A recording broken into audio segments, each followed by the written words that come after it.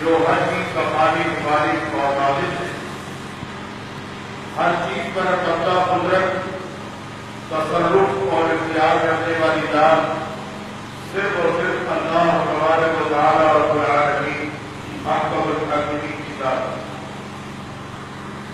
اس کے بعد سے بات کوئی بھی اس اللہ رب العزت کا ساتھی ہمسر شریک نہ آسمانوں میں نہ زمینوں میں، بے شمار درود و سلام بالخصوص امام کائنات امام الانبیاء شافع ولی جزا احمد مصطفیٰ محمد مصطفیٰ صلی اللہ علیہ وآلہ وسلم۔ قرآن مقدس ہمارے لیے کائنات کے ہر شخص کے لیے مکمل ذات کا حیات ہے، جس نے کہ قرآن مقدس کو اپنا دار عمل بنا دیا اور قرآن کے مطابق زندگی کو بسر کیا، وہ دنیا میں بھی کامیاب اور آخرت میں بھی کامیاب۔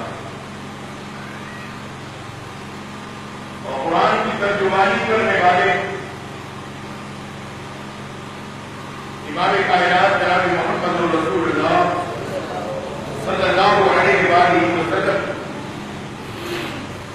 کہ جن کے بارے میں اللہ رب العالمین احکم الحاکمین نے فرمایا کہ ما آتاکم الرسول فخذوہ، جو میرا نبی دے دے وہ لے لو، وما نہاکم عنہ فانتہوا، اور جس سے روک دے اس سے رک جاؤ، واتقوا اللہ، اللہ سے ڈر کر زندگی کو بسر کرو۔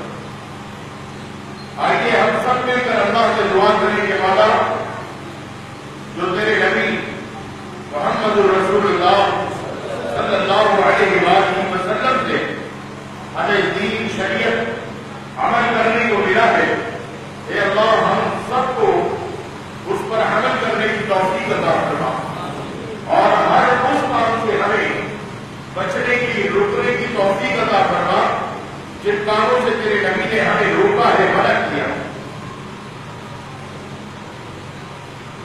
قرآن مقدس کی سورہ بنی اسرائیل کی ایک آیت میں نے آپ کے سامنے پڑھی ہے۔ یہ ماہ مبارک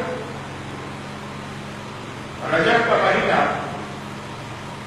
بڑی تیزی کے ساتھ گزر رہا ہے، اور اللہ رب العزت نے قرآن مقدس میں فرمایا کہ ان عدت الشہور عند اللہ 12 شہرا فی کتاب اللہ۔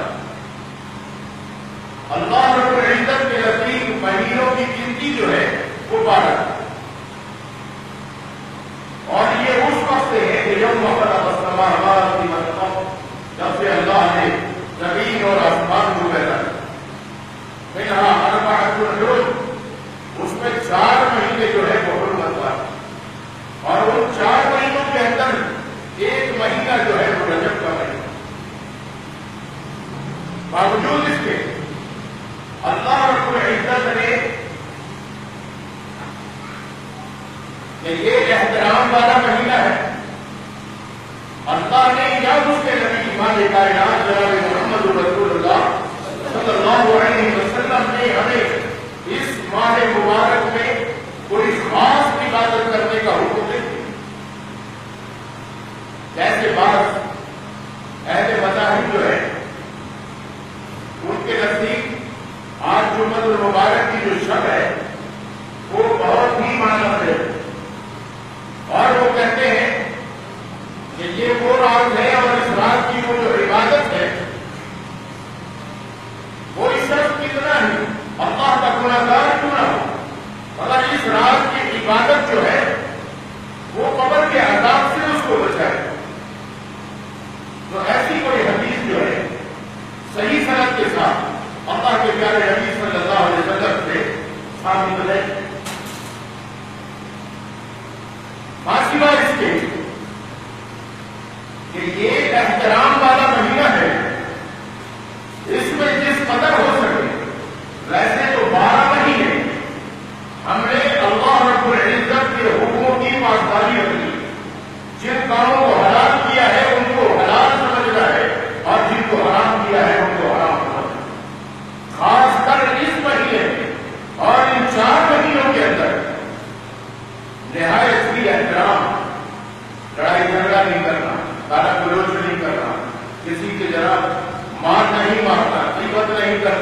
اوپر خوری نہیں کرنی، بغض عداوت کینا جو ہے وہ دل میں نہیں رکھنا، اور مہینوں میں تو کرنا ہی کرنا ہے، ان مہینوں میں خاص کر اس بات کا خیال رکھنا۔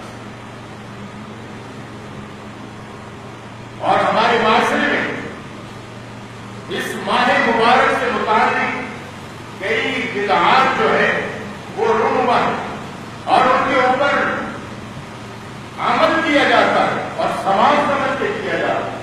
جیسے گزشتہ خطبے میں نے آپ کو بتایا تھا کہ 22 رجب کو کنڈے بھرے جاتے ہیں اور سوال کی نیت سے بھرے جاتے ہیں، اور یہ کہا جاتا ہے کہ اس میں حضرت امام جعفر جو ہے ان کی پیدائش ہوئی ہے یا ان کی وفات ہوئی ہے۔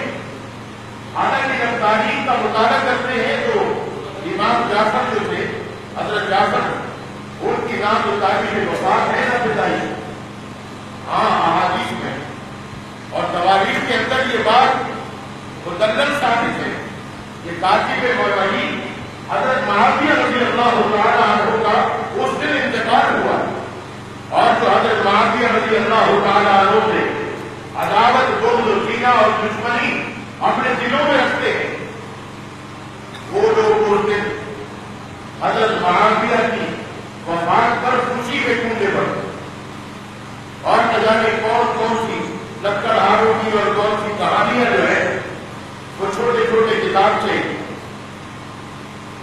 عوام الناس کے اندر تقسیم کر دیے گئے، اور لوگوں کے ذہنوں کو خراب کرنے کے لیے کہ اگر کسی کو مالدار ہونا ہے، کسی کو باعزت ہونا ہے اور کسی کو صحتیاب ہونا ہے تو اس کو چاہیے کہ وہ حضرت جعفر کے نام کی پونڈے بھرے۔ یہ بات قطعی طور پہ اللہ کے پیارے نبی امام کائنات جناب محمد رسول اللہ صلی اللہ علیہ وسلم فرماتے ہیں وَكُلُّ مُحْدَثَةٍ بِدْعَةٌ وَكُلُّ بِدْعَةٍ ضَلَالَةٌ وَكُلُّ ضَلَالَةٍ فِي النَّارِ۔ ہر وہ کام جس کو ٹھیک سمجھ کر، جس کو ثواب سمجھ کے کیا جائے اور اس پر آپ کا انعامدار امام کائنات جناب محمد رسول اللہ صلی اللہ علیہ وسلم کی مہر نبوت نہ لگی ہو، کام کتنا ہی اچھا کیوں نہ ہو، وہ کام حرام ہے، بدعت ہے، اور وَكُلُّ بِدْعَةٍ ضَلَالَةٍ، ہر بدعتی کام، ہر نیا کام جس کو ثواب سمجھ کے کیا جائے اور اس پر محمد رسول اللہ کی مہر نبوت نہ لگی ہو، فرمائے کہ وہ ضلالت ہے، گمراہی ہے، وہ اللہ کی ناراضگی کا سبب بننے والا کام، اور وَكُلُّ ضَلَالَةٍ فِي النَّارِ، ہر گمراہی کا کام جو ہے وہ جہنم میں واقع کرتا ہے۔ وہ اللہ ہم سب کو بچائے رکھے، اللہ ہم سب کو محفوظ رکھے ایسی رسومات سے، ایسی بدعات سے کہ جس کا حکم محمد رسول اللہ صلی اللہ علیہ وسلم نے ڈال دیا اور ہم اس کام کو کرتے۔ اور اس کے بعد اسی ماہ مبارک میں 27 تاریخ محسوس کی گئی کہ اس 27 تاریخ کو واقعہ خیرات جو ہے وہ نمودار، اور ہماری مسجدوں میں جناب چراغا ہو رہا ہے، ہماری مسجدوں میں پوری رات محفلیں منعقد ہو رہی ہیں، اور اس کے اندر مسجدوں میں شور و شراب ہو رہا ہے۔ ایک عجیب کوئی غصہ نہیں حال، جبکہ اللہ رب العزت نے یہ مسجدیں جو بنائی ہیں یہ صرف اس لیے بنائی ہے کہ وَأَنَّ الْمَسَاجِدَ لِلَّهِ فَلَا تَدْعُوا مَعَ اللَّهِ أَحَدًا، مسجدیں جو ہے وہ اللہ کے لیے ہے، اور ان مسجدوں میں اللہ کے سوا کسی کو نہ پکارا جائے۔ مگر آپ دیکھتے ہیں کہ مساجد میں سے باقاعدہ آوازیں آ رہی ہوتی ہیں کہ معبودان باطل جن کو اپنا حال روا اور مشکل کشا ہم نے بنا رکھا ہے، اپنا دستگیر اور ویڈیو بنانے والا بنا رکھا ہے، اور ان کے نام کی صدائی جو ہے وہ اللہ کے گھر میں گونج رہی ہوتی ہے، اور معراج نبی کے نام پر جلسے، جلوس، چراغاں، یہ سب کچھ ہوتا ہوا ہمیں نظر آ رہا۔ یہ بات پتھر پر رکھی ہے کہ اللہ رب العزت نے ہمارے پیارے نبی محمد رسول اللہ صلی اللہ علیہ وسلم کو جسمانی معراج جو ہے وہ کرائی۔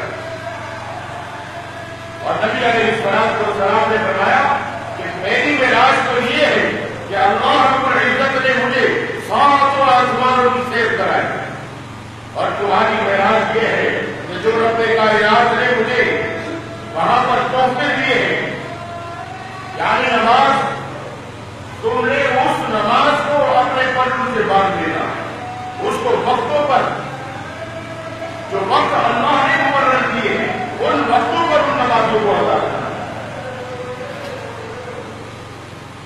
معراج کہتے کس کو ہے؟ معراج اللہ رب العزت نے ہر نبی کو معراج کرایا، ہر نبی کو، کسی کو کس طرح، کسی کو کس طرح۔ مثال کے طور پہ حضرت داؤد علیہ السلام، یہ بھی اللہ کے پیغمبر ہے، اور معراج جو ہے وہ کہتے کس کو ہے؟ کہ کوئی ایسا کام نمودار ہونا کہ جو عقل کو عاجز کر، اگر یہ کام نبی سے سرزد ہوا ہے جو عقل کو عاجز کر دے تو اس کو معجزہ کہتے ہیں، اور اگر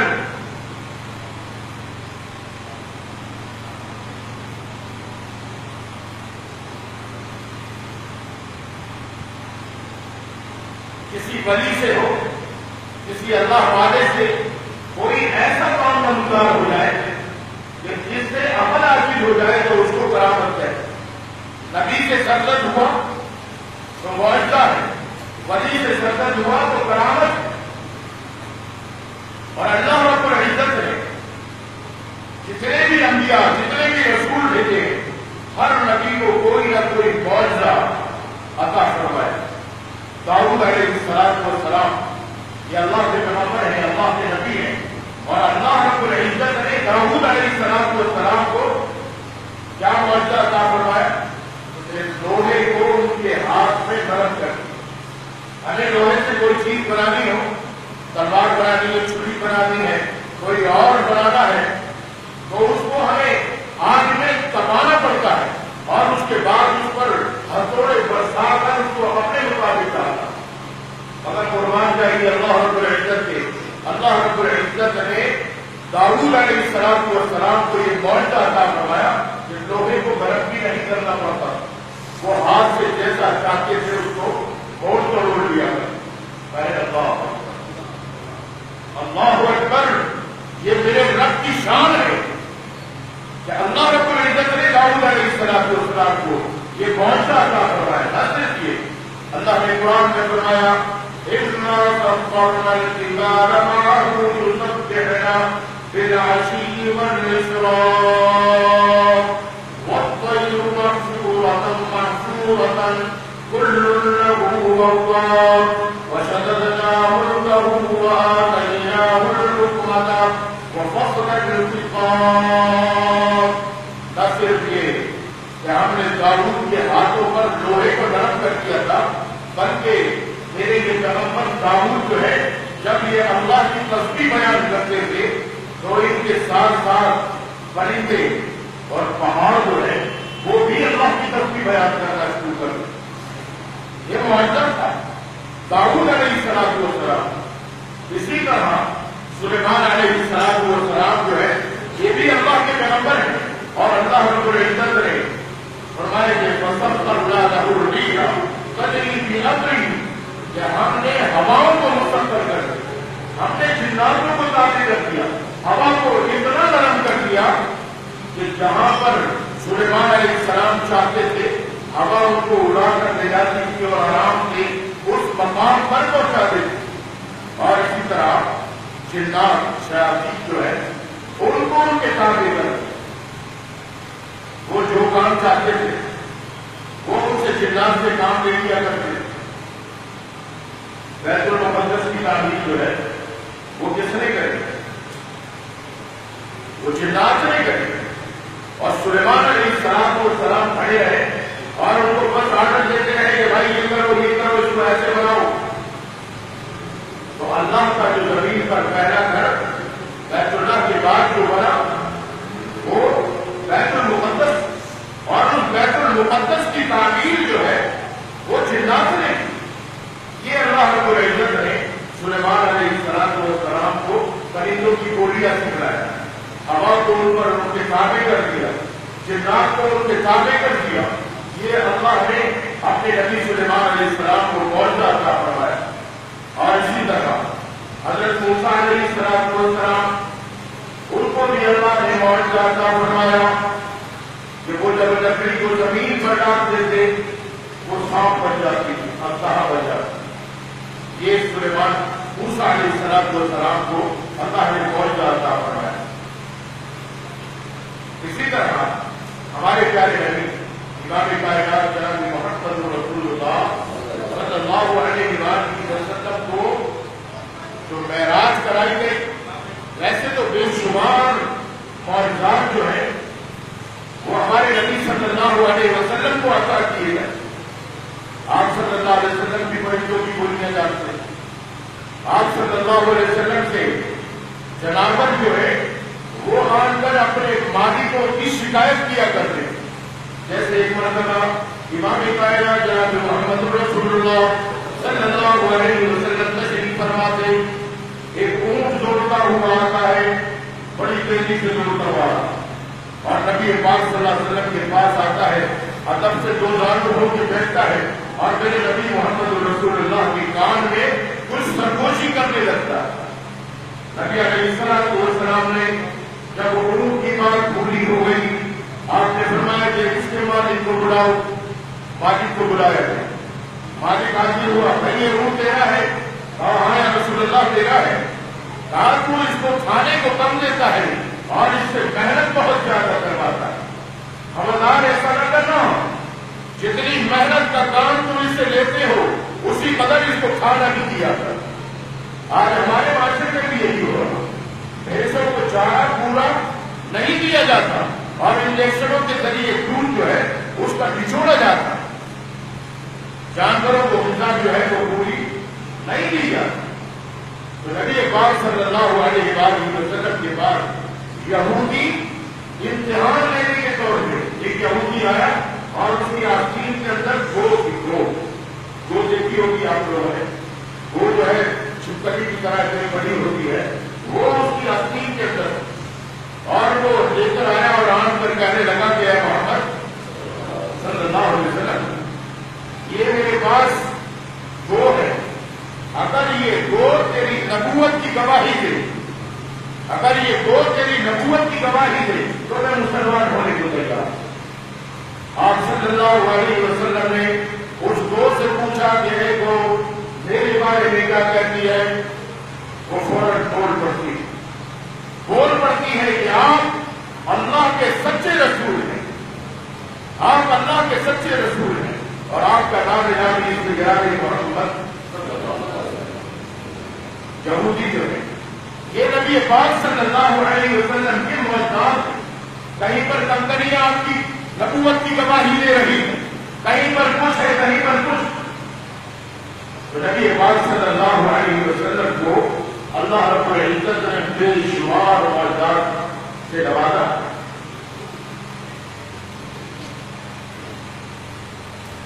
اور اللہ رب العزت نے قرآن مقدس میں اس بڑے معجزے کا ذکر کیا. یہ بڑا معجزہ کیا ہے کہ نبی علیہ السلام کو ساتوں آسمانوں کی سیٹ کرائی.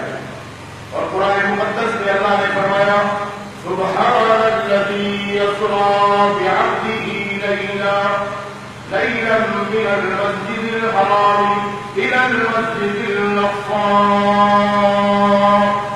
آج بعض لوگ جو ہے وہ کہتے ہیں کہ حضور کو جسمانی معراج جو ہے وہ نہیں کرائی. یہاں پر بعبدہ، عبد کا لفظ جو ہے اللہ رب العزت بیان کر رہا ہے، اور عبد اسی کو کہتے ہیں جو جسم اور روح کا ایک مجسمہ. یعنی اللہ رب العزت نے ہمارے پیارے نبی محمد رسول اللہ صلی اللہ علیہ وسلم کو معراج کرایا. فرمایا سبحان الذی اسری. کامیابی یہ کیسے ہو سکتا؟ ایک ہی رات کے اندر مسجد حرام سے مسجد اقصی اور اس کے بعد سات و آسمان جنت جہنم سب کچھ دیکھ کر فجر سے پہلے وہ آ جاتا ہے. یہ ہماری عقل جو ہے اس کو قبول نہیں کرتی. تو اس کا سیدھا سا جواب یہ ہے جو اللہ رب العزت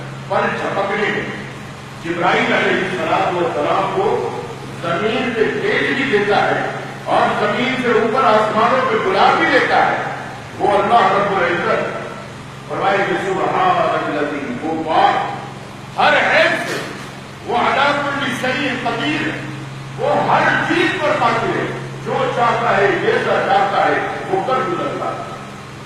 اور یہ بات یقینی ہے کہ اللہ رب العزت نے اپنے حبیب محمد رسول اللہ صلی اللہ علیہ وسلم کو مسجد حرام سے مسجد اقصی تک سیر کرائے اور اس کے بعد ساتوں آسمانوں کی سیر کرائے۔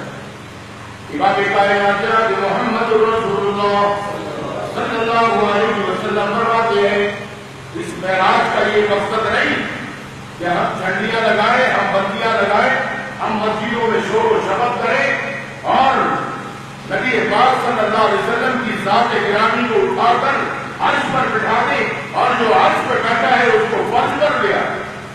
نبی کو معراج کرانے کا ایک ہی مقصد تھا، وہ مقصد اللہ فرماتے ہیں لِنُرِيَهُ مِنْ آيَاتِنَا، لِنُرِيَهُ مِنْ آيَاتِنَا، تاکہ ہم اپنے حبیب کو نشانیاں دکھائیں اپنی رحمت کی، اپنی رحمت کاملہ کی جو نشانیاں ہیں وہ ہم آپ کو دکھائیں کہ لِنُرِيَهُ مِنْ آيَاتِنَا۔ بہت سے لوگ جو ہیں اس میں کچھ مغالطہ آرائی سے کام لیتے ہیں کہ جب نبی پاک صلی اللہ علیہ وسلم کو معراج کرائی گئی اور آپ جب آسمان دنیا پر بیٹھے، جب آپ وہاں پر پہنچے ہیں تو وہاں پر پہلے سے فرشتے سب بنا کے کھڑے ہوئے تھے اور ڈرامہ ہو رہا تھا اور سارے مرحبا مرحبا یا رسول اللہ کے نعرے لگا رہے تھے۔ نہیں میرے بھائی، ایسی کوئی بات نہیں۔ میرے پیارے نبی امام کائنات جناب محمد رسول اللہ صلی اللہ علیہ وسلم فرماتے ہیں کہ میں عشاء کی نماز کے بعد بیت اللہ میں سویا ہوا تھا تو فرشتے آئے جبرائیل علیہ السلام کے ساتھ، انہوں نے مجھے اٹھایا اور چاہے زمزم کے پاس لے گئے، وہاں پر مجھے لٹایا اور جبرائیل علیہ السلام نے میرا سینہ جو ہے وہ پورا چاک کیا، پیٹ تک چاک کیا اور جو کچھ پیٹ کے اندر تھا ان تمام چیزوں کو نکال کر ایک سونے کے تشت میں رکھا اور پھر اس کو چاہے زمزم سے دھویا اور دھونے کے بعد پھر اس کو میرے سینے میں رکھ کر اس کو سی دیا گیا اور اس کے بعد نبی پاک جناب محمد رسول اللہ صلی اللہ علیہ وسلم فرماتے ہیں کہ ایک سواری لائی گئی جس کا نام براق تھا، بڑی ہی چاک چوپن۔ جب اس نے براق نے مجھے دیکھا تو وہ اچھل کود کرنے لگا، ہلانے لگا۔ جبرائیل علیہ السلام کہنے لگے واللہ ما رضی عبد اللہ قبل محمد اکرم اللہ منہ، اللہ کی قسم، رب کعبہ کی قسم، آج سے پہلے محمد سے اعلیٰ، محمد سے اچھا اور عمدہ کوئی شخص بھی تیری پشت پر سوار نہیں ہوا۔ وہ ہلا رہا تھا، اچھل کود کر رہا تھا۔ جیسے ہی جبرائیل امین نے اس پر ہاتھ رکھا اور یہ بات کہی، وہ فوراً سست کھڑا ہو جاتا ہے، بے جان ہو جاتا ہے، جیسے اس کے اندر قطعی طور پہ جان تھا۔ پھر محمد رسول اللہ صلی اللہ علیہ وسلم اس براق پہ سوار ہوتے ہیں۔ آپ صلی اللہ علیہ وسلم فرماتے ہیں اس کا ایک ایک قدم جو ہے حد نگاہ تھا، یعنی جہاں تک اس کی نگاہ کام کرتی تھی اتنا لمبا اس کا ایک قدم۔ جبرائیل علیہ السلام راستے میں فرماتے ہیں کہ نبی پاک صلی اللہ علیہ وسلم نے ایک گڑیا کو دیکھی، پوچھا جبرائیل یہ کون ہے؟ جبرائیل نے کہا آگے بڑھی۔ تھوڑا کچھ اور آگے گئے تو وہاں پر ایک شخص کو دیکھا جو آپ صلی اللہ علیہ وسلم کو آوازیں دے رہا، آپ نے اس کی آوازوں کی طرف توجہ نہیں کی۔ پھر آگے کر دیے، پھر پوچھا اے جبرائیل وہ گڑیا کون تھی، وہ شخص کون تھا؟ تو جبرائیل علیہ السلام کہنے لگے کہ اے محمد صلی اللہ علیہ وسلم وہ جو گڑیا آپ نے دیکھی تھی، وہ گڑیا جو آپ نے دیکھی تھی، وہ دکھانے کا مقصد اللہ کا یہ ہے کہ اب دنیا کی عمر جو ہے بس اتنی باقی رہ رہی ہے جتنی اس دنیا کی عمر باقی رہ رہی ہے، بس آخری چل رہا ہے، کچھ پتا نہیں کب تو دنیا کی عمر یہاں تک پہنچ چکی ہے جتنی عمر اس دنیا کی. اور دوسرا جو آپ کو آوازیں دے رہا تھا وہ شیطان لعین اللہ کا دشمن تھا جو آپ کو اپنی طرف بلا رہا. پھر نبی پاک صلی اللہ علیہ وسلم فرماتے ہیں کہ ہم کچھ آگے گئے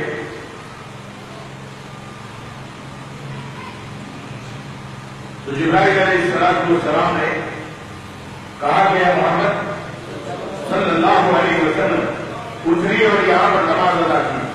جب نماز ادا کر لی تو فرمانے لگے جانتے ہو یہ کون سی جگہ ہے؟ یہ مدینہ طیبہ ہے. یہی آپ کا آخری مسکن اور ٹھکانہ ہوگا جہاں پر آپ ہجرت کر کے آئیں گے.